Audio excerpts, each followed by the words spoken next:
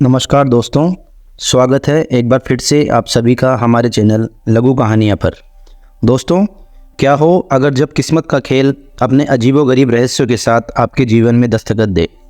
दोस्तों, आज हम आपको एक ऐसी ही अद्भुत कहानी सुनाने जा रहे हैं जिसमें एक नाग ने धर्म को मानने वाले एक ब्राह्मण की किस्मत बदल दी थी।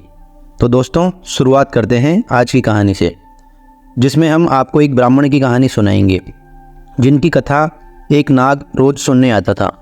एक बार की बात है, एक गांव में एक ब्राह्मण अपने परिवार के साथ रहता था। कभी कभार उन ब्राह्मण के घर कुछ भी खाने को नहीं रहता था। उस ब्राह्मण की पत्नी बहुत ही चालाक थी और वह ब्राह्मण को रोज़ भिक्षा मांगने के लिए जाने को कहती थी, पर ब्राह्मण उसकी बात नहीं मानते थे और घर पर ही राम नाम का जाप किया करते थे। एक दिन अपनी पत्नी के तानों से परेशान होकर वो ब्राह्मण सुबह सुबह उठे और दूसरे गाँव की तरफ निकल पड़े।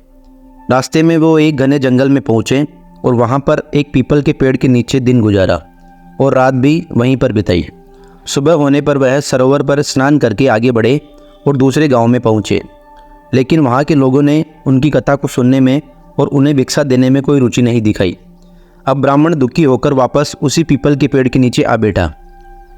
उस पीपल के पेड़ की खोह में एक विशाल काला नाग रहता था। ब्राह्मण तब सोचता है, गाँव के लोगों ने तो मेरी कथा को सुनने में कोई रुचि नहीं दिखाई, क्यों न मैं अपनी कथा को इस पेड़ को ही सुना दूं।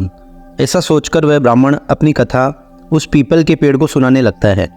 अब कथा सुनने के बाद पीपल के पेड़ के नीचे से वह काला नाग निकला और उसने ब्राह्मण को एक स्वर्ण मुद्रा देते हुए बोला कि हे ब्राह्मण देवता, आप रोज़ यूं ही आकर मुझे कथा सुनाया करो।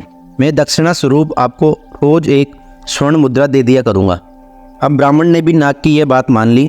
फिर नाग ब्राह्मण से बोला कि आप यह बात किसी और को भी मत बताना, इससे आपके सब दुख दूर हो जाएंगे।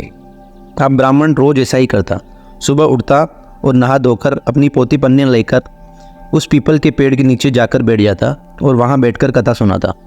कथा संपूर्ण होने पर वह नाग रोज़ बाहर आता और आकर ब्राह्मण को एक स्वर्ण मुद्रा भेंट करता। अब देखते ही देखते ब्राह्मण की धन संपत्ति खूब बढ़ने लगी।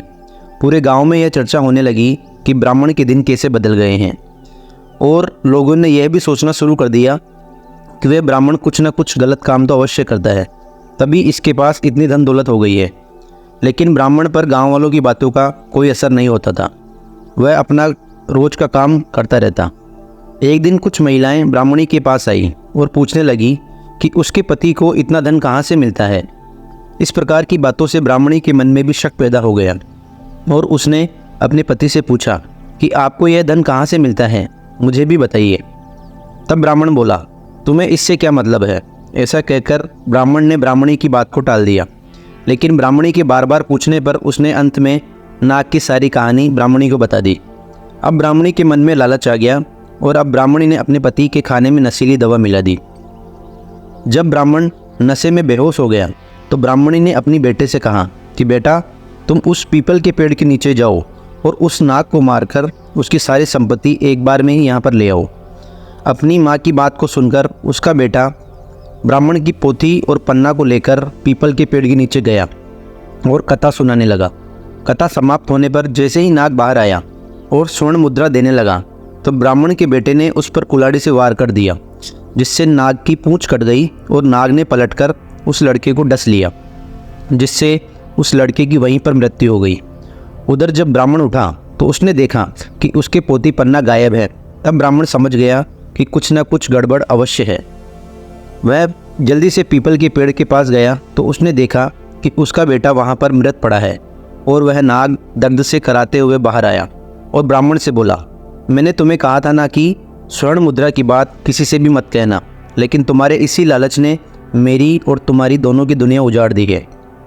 अब तुम्हारी सारी संपत्ति राख में बदल जाएगी और तुम्हारा नाम और तुम्हारे सारे धर्म अंधेरे में कहीं खो जाएंगे। ऐसा कहकर नाग ने अपना फन उठाया और एक तेज रोशनी से पूरे जंगल को जगमगा दिया। जब रोशनी समाप्त हुई तो नाग वहां से गायब हो चुका था। अब ब्राह्मण ने आसमान की ओर देखा कि आसमान से एक तारा टूट रहा था और उसे एहसास हुआ कि उसकी पत्नी का लालच उसके और उसके परिवार के विनाश का कारण बन गया है। ब्राह्मण अपने बेटे के शव को अपने हाथ में उठाकर घर की तरफ लौटा और अपनी पत्नी से कहा कि देखो तुम्हारे लालच ने हमें क्या दिया है, हमारे इकलौते बेटे की मृत्यु और हमारा अंधकार में भविष्य। ब्राह्मणी अपने कर्मों पर पछताती रही, लेकिन अब तो बहुत देर हो चुकी थी। ब्राह्मण और ब्राह्मणी दोनों विलाप करने लगे। दोस्तों, ये कहानी हमें सिखाती है कि लालच के पीछे कभी नहीं दौड़ना चाहिए।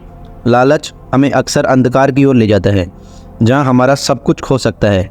आइए हम सभी इस कहानी से सीख लेते हैं कि कभी हम अपने जीवन में लालच नहीं करेंगे। जय श्री कृष्ण।